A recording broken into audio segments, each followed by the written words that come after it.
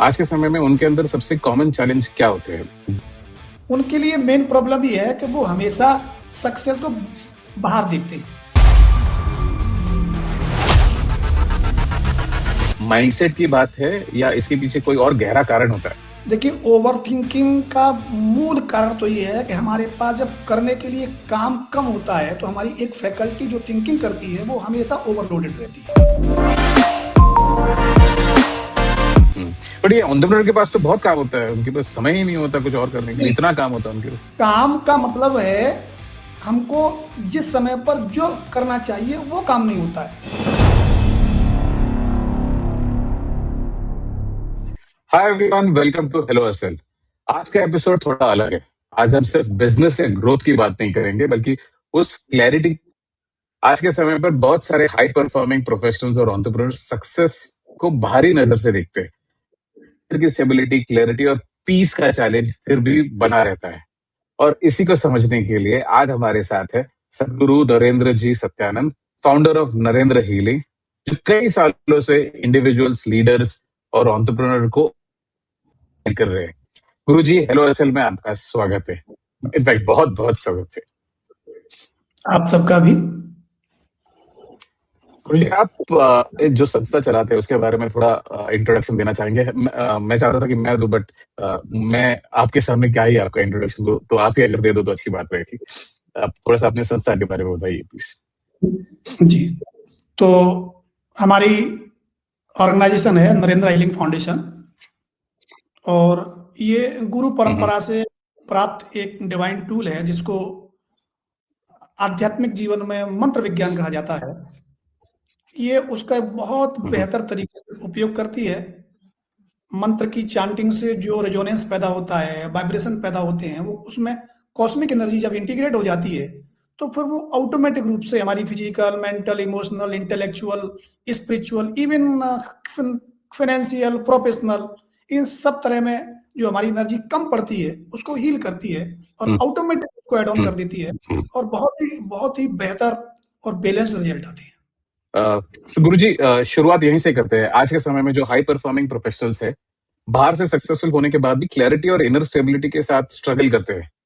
आप इसे कैसे देखते हैं?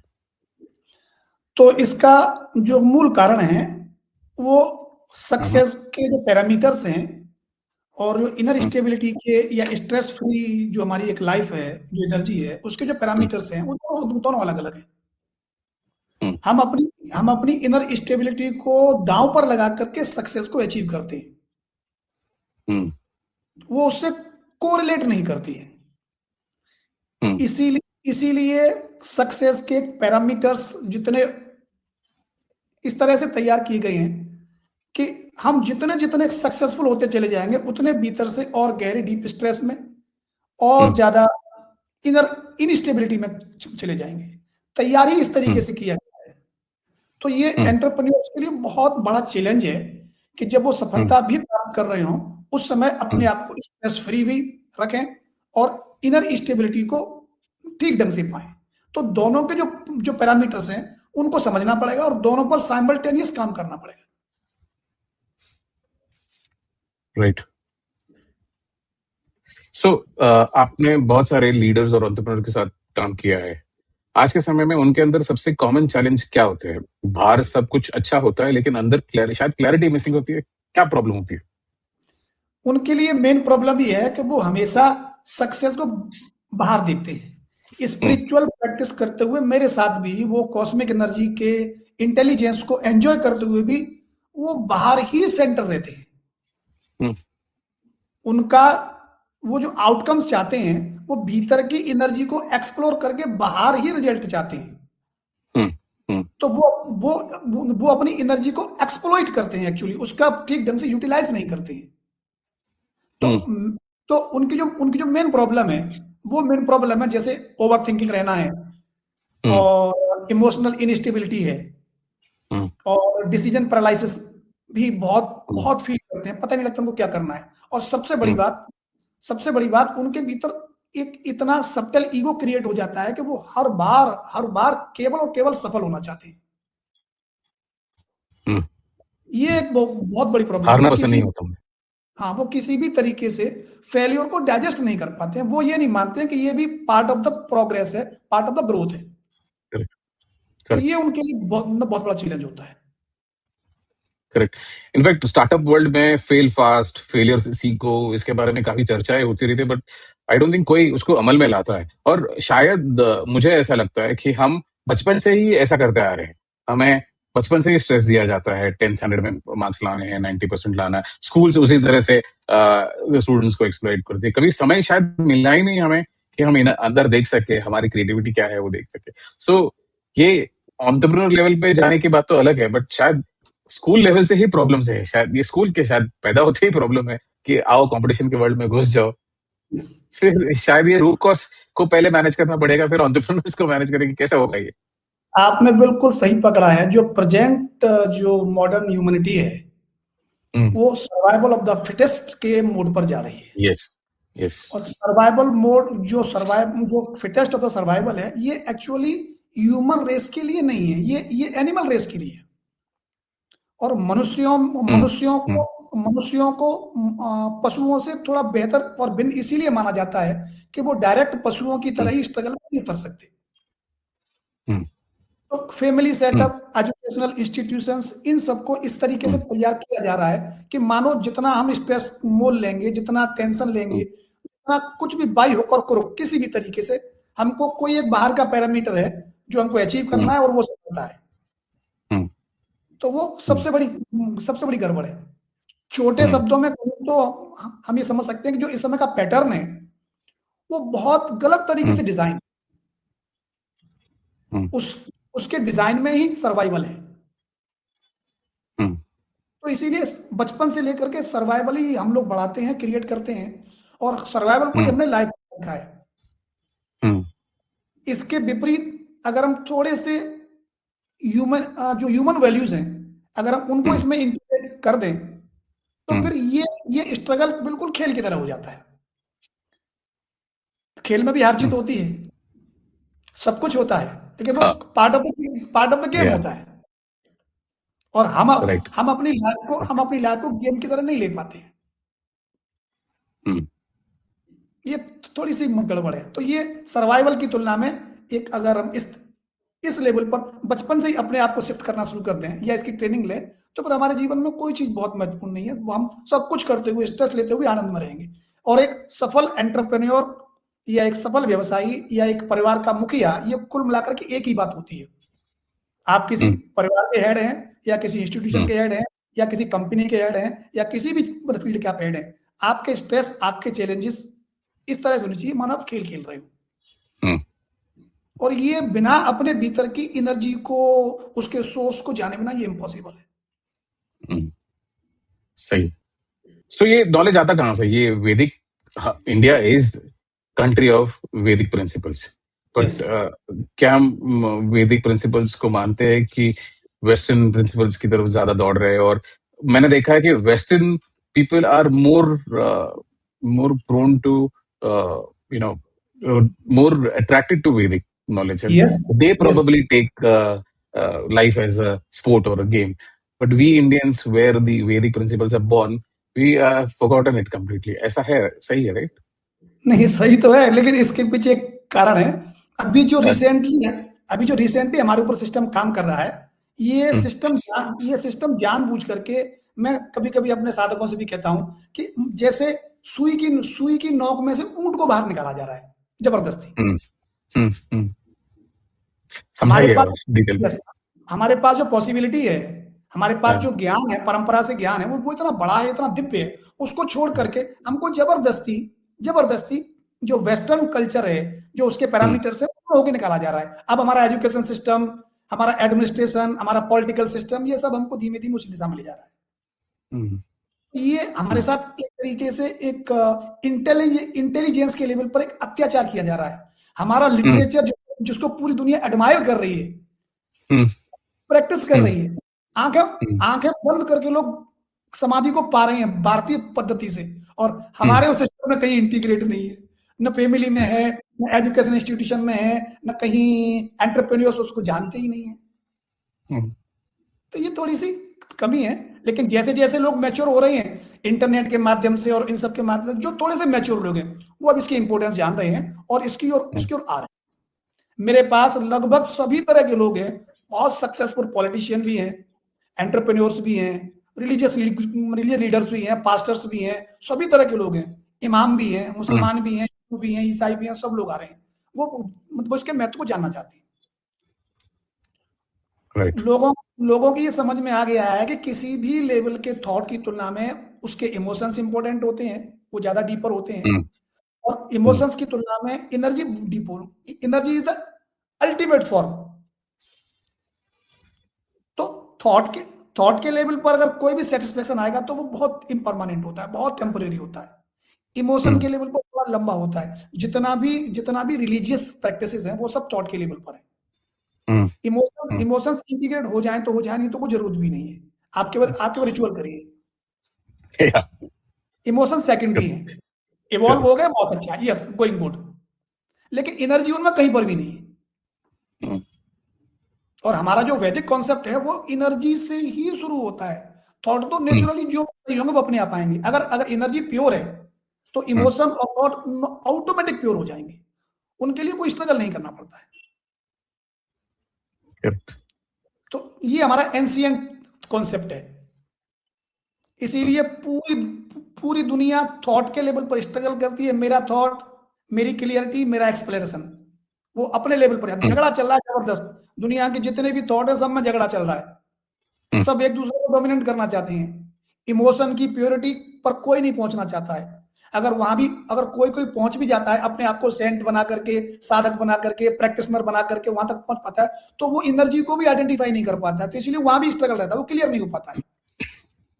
दुनिया के जितने भी स्पिरिचुअल लीडर हैं, जो उस एनर्जी को जितनी मात्रा में पचा पाए, वो उतने ही अच्छे लीडर हो पाए। जिनकी एनर्जी कम रह गई, उन्हीं की एनर्जी की कमी से, इमोशंस की कमी, थॉट की कमी, पूरी दुनिया इस समय परेशानी में है, सिर्फ इसी वजह से। तो जितने भी फाउंडर हैं किसी भी सेक्ट के, वो इसीलिए दुनिया को बेहतर कर पा रहे हैं, जिनकी एनर्जी पर डेप्थ गहरी है, जो एनर्जी तक ज्यादा जा पाए, वो और उनके फॉलोअर्स। और जो नहीं जा पाए वो बहुत परेशानी पैदा कर रहे हैं। सही है। गुरु जी, कुछ देर पहले आपने ओवर थिंकिंग के बारे में बात की थी। आजकल हर कोई कहता है कि वो ओवर थिंकिंग कर रहा है, उसको एंग्जाइटी हो रही है, पैल्पिटेशंस हो रही है। और मैं कई एंटरप्रेन्योर्स के साथ काम करता हूँ, बहुत लोगों से ये सुनता हूँ कि वो ज्यादातर अपना समय प्रोडक्टिव काम के बजाय ओवर थिंकिंग में गला देते हैं। आपके नजरिए से ओवर थिंकिंग सिर्फ माइंडसेट की बात है या इसके पीछे कोई और गहरा कारण होता है?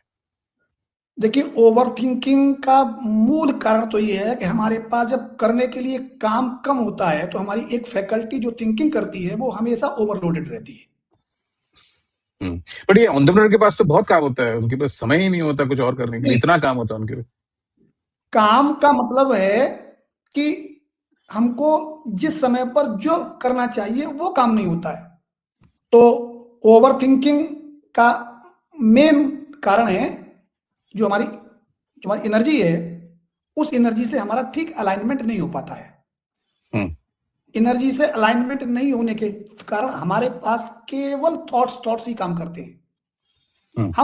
हम उसमें से सही थॉट लेकर के सही डिसीजन नहीं ले पाते हैं। जब तक सही डिसीजन नहीं ले पाएंगे तब तक एक्शन नहीं ले पाएंगे। एंटरप्रेन्योर्स के पास एक्शन लेने की पॉसिबिलिटी होती है, निश्चित रूप से होती है, लेकिन वो ओवर थिंकिंग इसीलिए करते हैं क्योंकि वो राइट डिसीजन नहीं ले पाते। हाँ। जो लोग राइट डिसीजन ले पाते हैं वो ओवर थिंकिंग नहीं कर पाते, वो प्लान करते हैं। फिर प्लान करने के लिए तो थिंकिंग करनी पड़ेगी, उसको हर एंगल से देखना एक प्रोसेस है, लेकिन केवल थिंकिंग करते रहना, कोई एग्जीक्यूशन नहीं करना, ये ओवर थिंकिंग कहलाती है। तो एनर्जी अलाइन नहीं होने पर हमारे भीतर ओवर थिंकिंग की पॉसिबिलिटी हमेशा ज्यादा रहती है। अंडरस्टैंड। आपने काफी बार एनर्जी अलाइनमेंट की बात की है इस चर्चा में।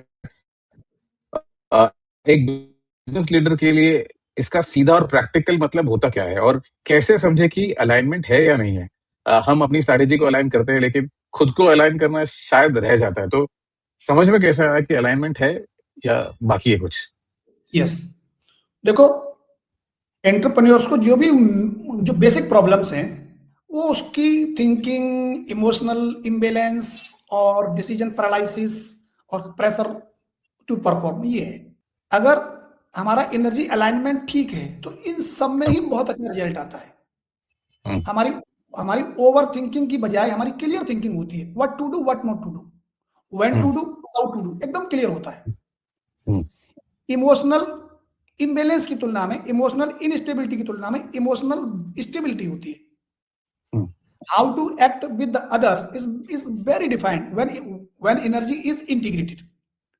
हम्म, हम अपनी बाउंड्रीज को जान जाते हैं, किस रिलेशन में हम्म, कहां पर कितना करना है, कब करना है, कैसे करना है।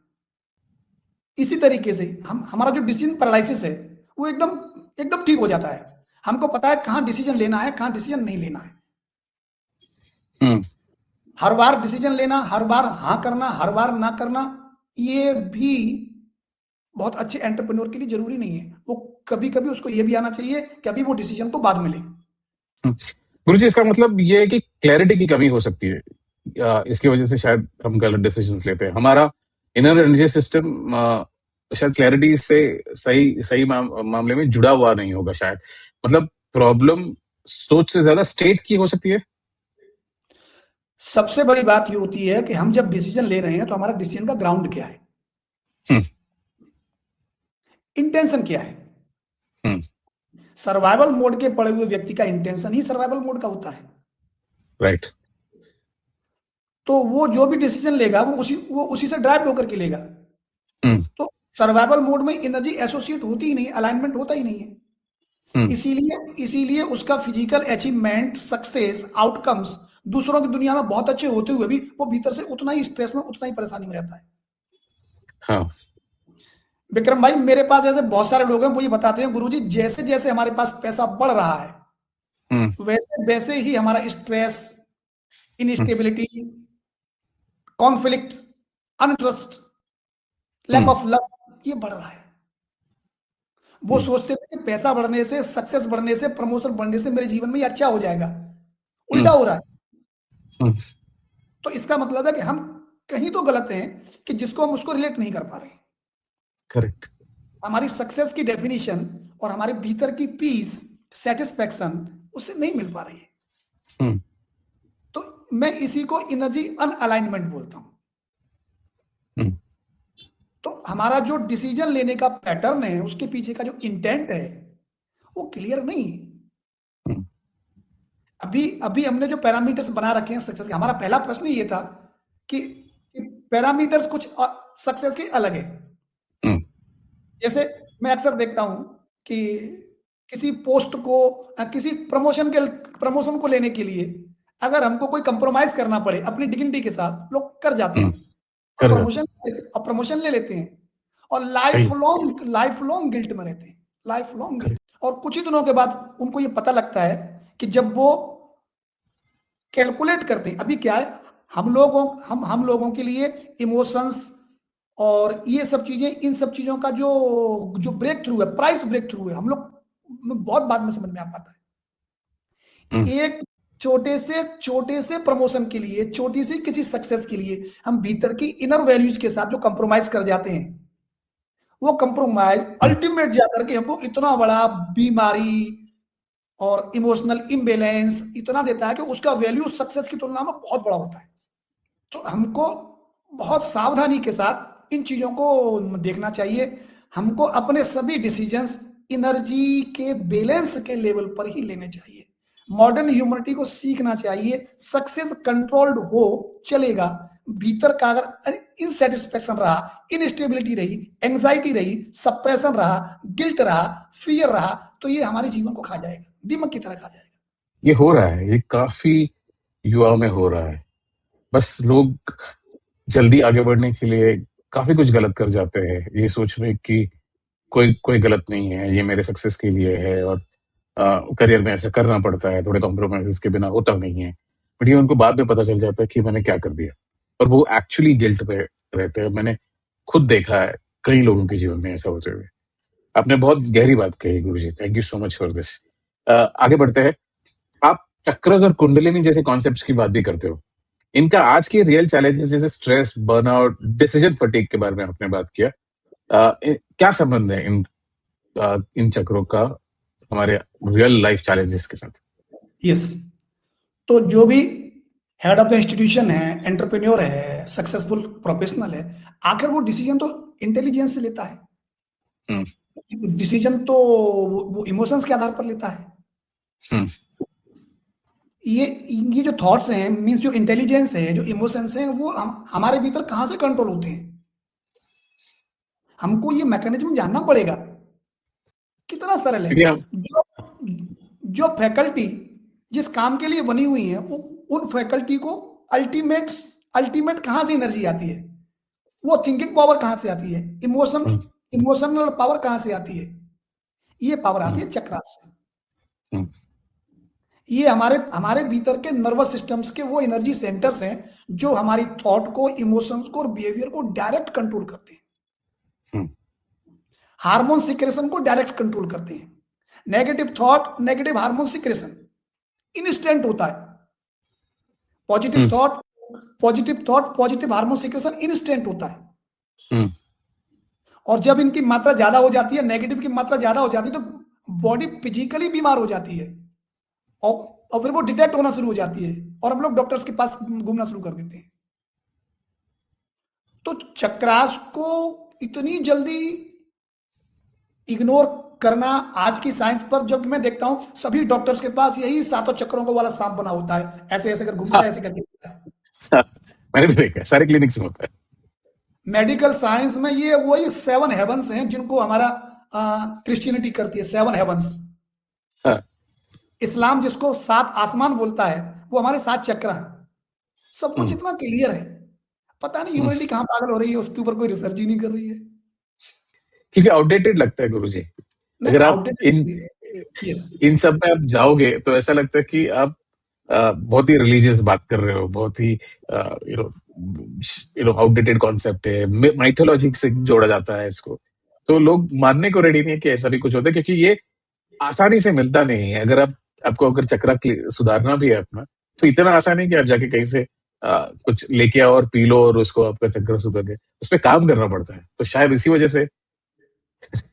अच्छा, आप मुझे बताओ, सक्सेसफुल एंटरप्रेन्योर किसी भी स्किल को सीखने के लिए कितनी दूर तक दौड़ता है? अमेरिका दौड़ता है, काफी दूर तक। यस। यूके दौड़ता है, जर्मनी दौड़ता है।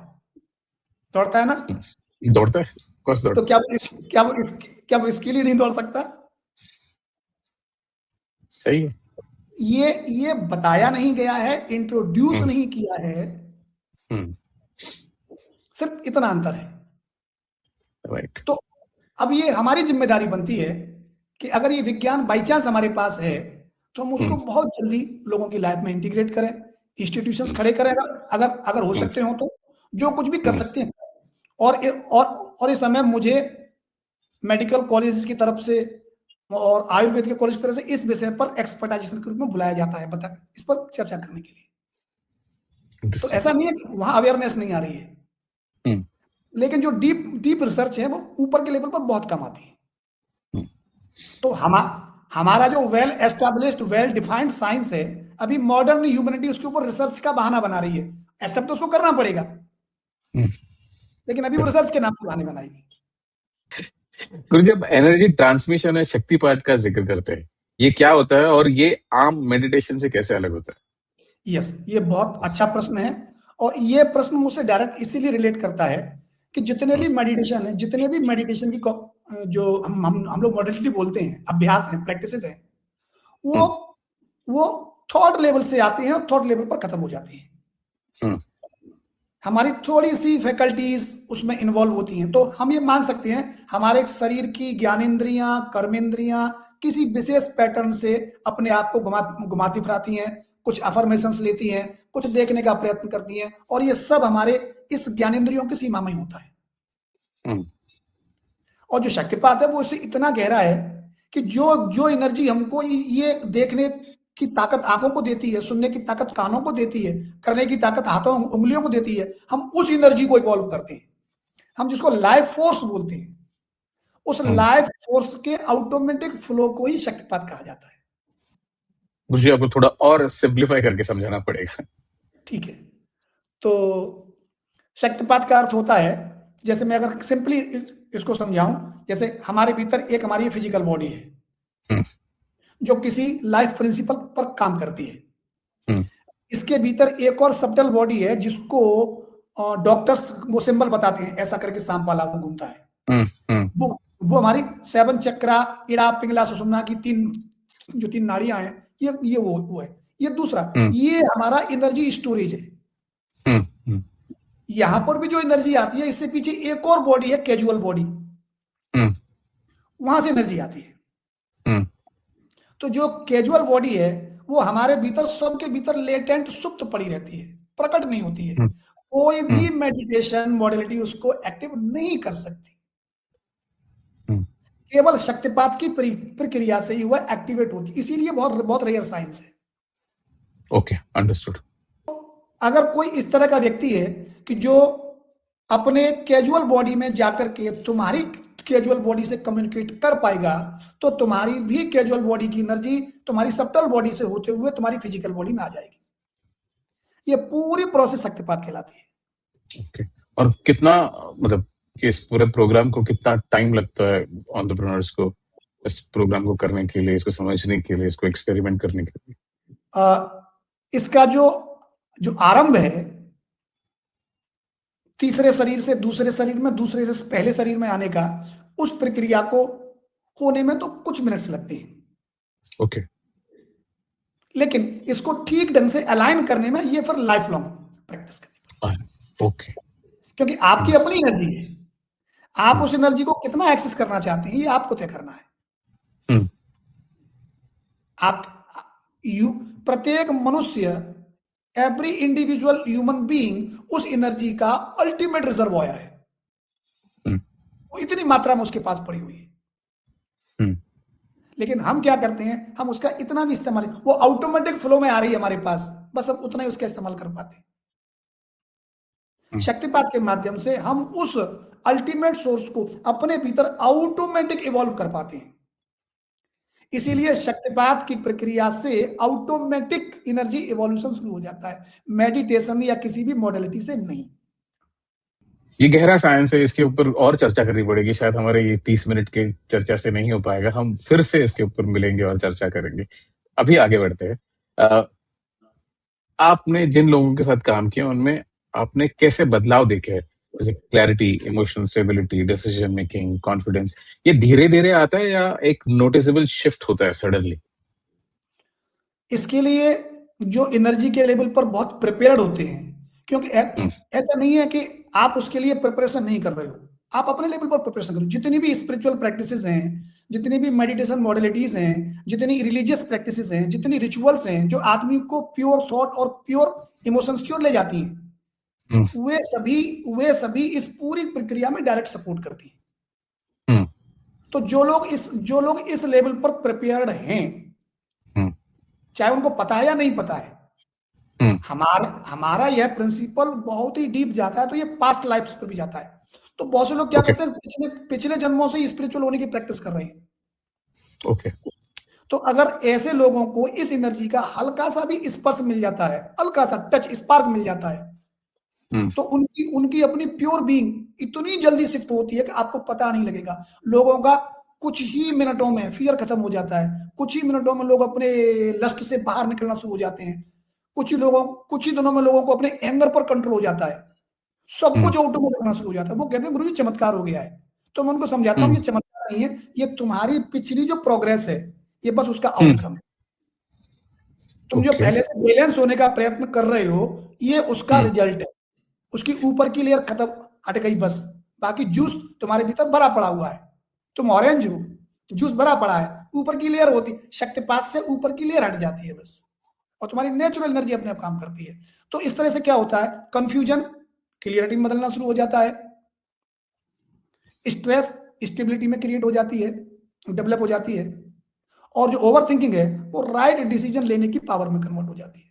और इसका सबसे बड़ा एक मजेदार इसका एस्पेक्ट वो है कि शक्तिपात होने से पहले हम अपने जीवन की वेलबींग के लिए, हर तरह की वेलबींग के लिए किसी और पर भरोसा करते हैं। ये ऑटोमेटिक अपने भीतर शिफ्ट हो जाता है। We are responsible for our all well-beings.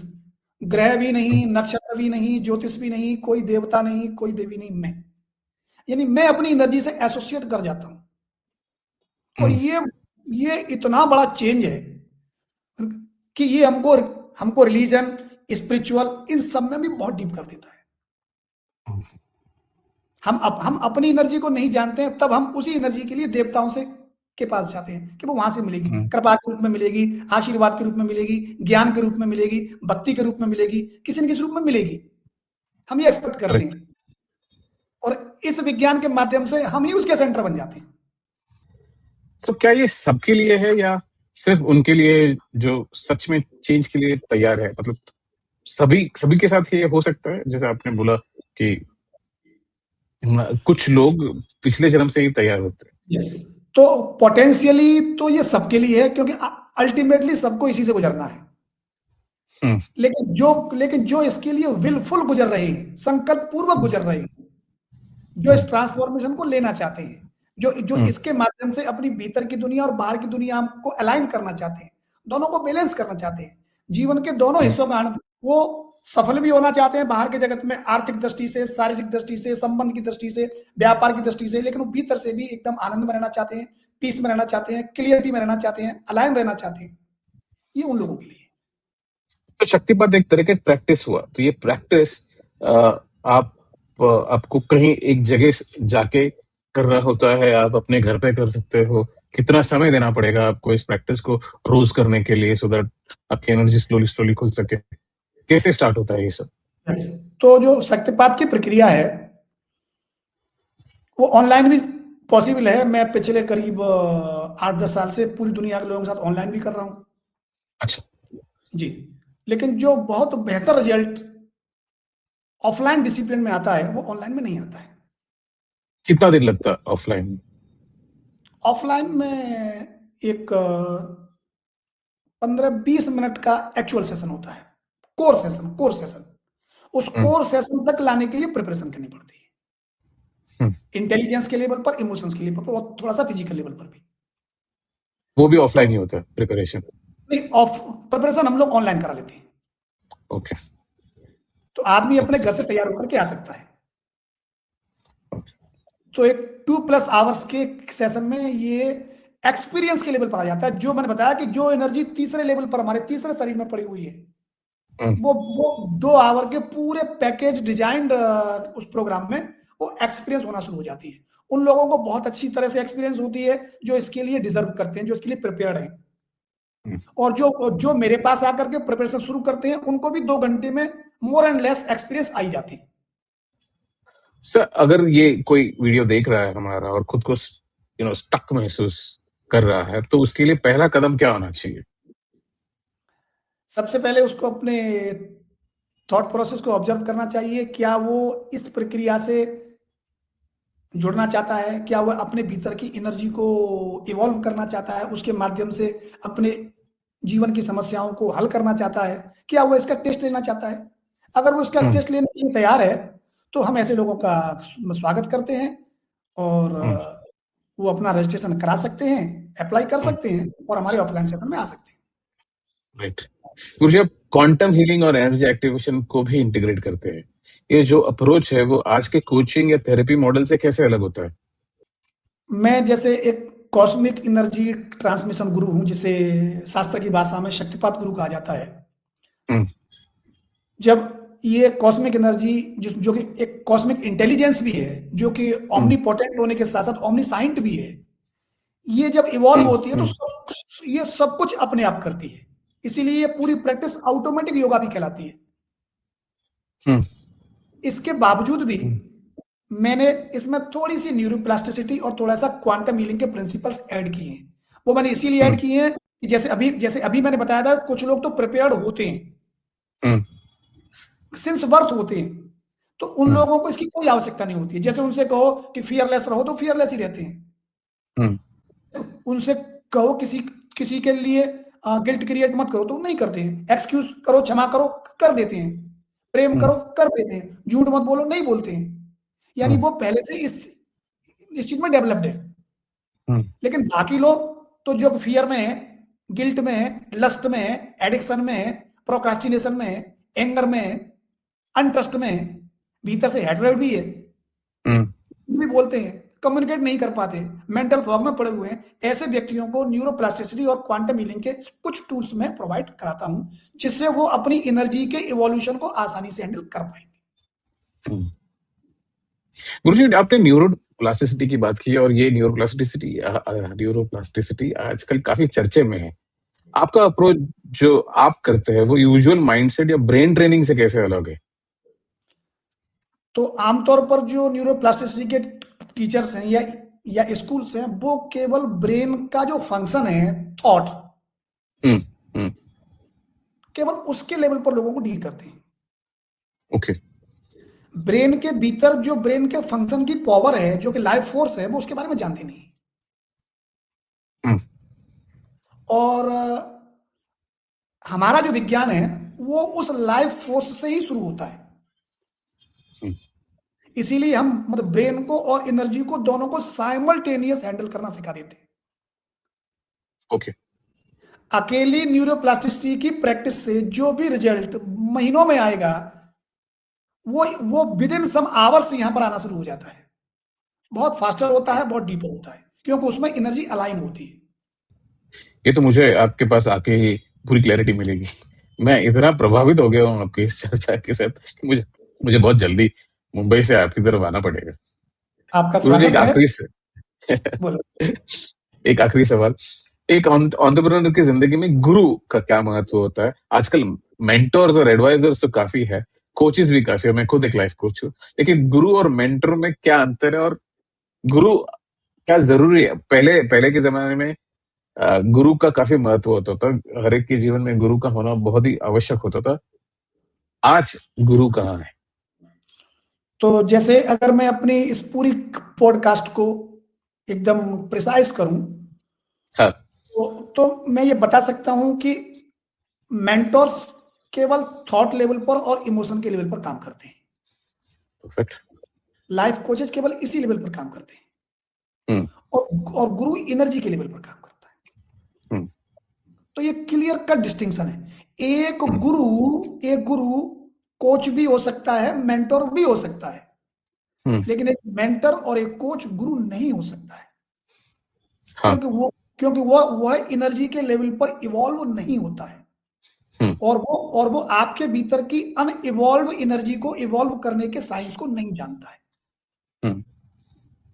इसीलिए एंटरप्रेन्योर्स को कोच और मेंटर्स, वो जिनसे भी प्रभावित हैं, उन सबको साथ रखते हुए भी मैं तो ये चाहता हूं कि सबके पास एक ऐसा गुरु होना चाहिए जो उनके भीतर की लेटेंट एनर्जी को इवॉल्व करना सिखाए। अगर ऐसा गुरु उनकी लाइफ में जुड़ जाता है, जो उनकी एनर्जी को, जो कि लेटेंट है, प्रकट नहीं हो रही, क्योंकि ये एनर्जी ओमनीसाइंट है, ये उस आदमी के 10 साल के बाद के जीवन के आउटकम्स को भी जानती है। और अगर ये एनर्जी इवॉल्व हो जाती है, तो आज ही 10 साल के बाद की लाइफ को वो अपने लेवल से प्लान कर सकती है। मैं थोड़ी डीप बात कह रहा हूं, अभी हो सकता है समझ में नहीं आए। अभी हम अपनी लाइफ को हम प्लान करते हैं, एक्सटर्नल थॉट से प्लान करते हैं। हमने जो भी ट्रेनिंग ले रखी है, जहां से भी सीख रखा है, उससे प्लान करते हैं। लेकिन हमारे लाइफ की सबसे बड़ी गलत बात ही यही है कि हमारे भीतर की एनर्जी कुछ और चाहती है और हम कुछ और चाहते हैं। अगर हमारे भीतर की एनर्जी और हमारा विचार अलाइन होता, जीवन में वही लोग सक्सेस हो पाते हैं जिनका एक्सटर्नल ट्रेनिंग का थॉट, इमोशन का प्रोसेस और उनकी इंटरनल एनर्जी की थॉट प्रोसेस से, इमोशन से अलाइन कर जाता है। दो आर एवर सक्सेसफुल। उनके लाइफ में कभी कोई दिक्कत आती ही नहीं है, ना उनको कोई कोच लेना पड़ता है, ना उनको कोई मेंटर लेना पड़ता है। वो इसी के लिए पैदा होते हैं। और जिन जिन लोगों को लेना पड़ता है, इसका मतलब है कि उनकी एनर्जी उनसे अलाइन नहीं आ रही, इसीलिए ट्रेनिंग लेनी पड़ रही है, इसीलिए सीखना पड़ रहा है। राइट गुरुजी, आपका बहुत बहुत धन्यवाद। ये कॉन्वर्सेशन एक इंपॉर्टेंट याद दिलाता है कि ग्रोथ सिर्फ बाहर से नहीं होती, अंदर की क्लैरिटी भी उतनी ही जरूरी होती है। शायद हमें इमीडिएटली समझ में नहीं आएगा कि हमने आपसे क्या सीखा है आज, बट जब ये प्रोसेस होगा तब हमें धीरे धीरे समझ आएगा। और शायद लॉन्ग टर्म सक्सेस के लिए सिर्फ स्ट्रैटेजी नहीं, अवेयरनेस भी उतनी इंपॉर्टेंट होती है। जो लोग हमें समझता हूँ शायद अवेयरनेस ही सबसे इंपॉर्टेंट है। सबसे इंपॉर्टेंट है, करेक्ट। अवेयर होकर के जो स्ट्रेटेजी बनती है वो कभी फेल नहीं होती है। तो अवेयरनेस इंटीग्रेट करनी ही पड़ेगी, बहुत डीप और लॉन्ग सक्सेस के लिए। ग्रेट। जो लोग हमें देख रहे हैं इस वक्त, अगर आप कुछ बिल्ड कर रहे हैं, ग्रो कर रहे हैं, तो कभी कभी रुक कर देखना भी जरूरी है कि आप एक्चुअली कर क्या रहे हैं। क्या वो अवेयरनेस है आपके अंदर, क्या वो अलाइनमेंट है, वो आप जो चाहते हैं आपकी एनर्जी से, क्या आपका सक्सेस अलाइन हो रहा है। सो इस वीडियो को आप और एक बार देखिए, एक बार से आपका ये काम नहीं बनेगा। तो थैंक यू सो मच हमसे जुड़ने के लिए। This is hello SL. मिलते हैं अगले एपिसोड में। Thank you very much. Thank you guru ji. Seriously आज मैं बहुत कुछ सीखा आपसे। Thank you so much. आप सब लोगों को भी जय गुरुदेव।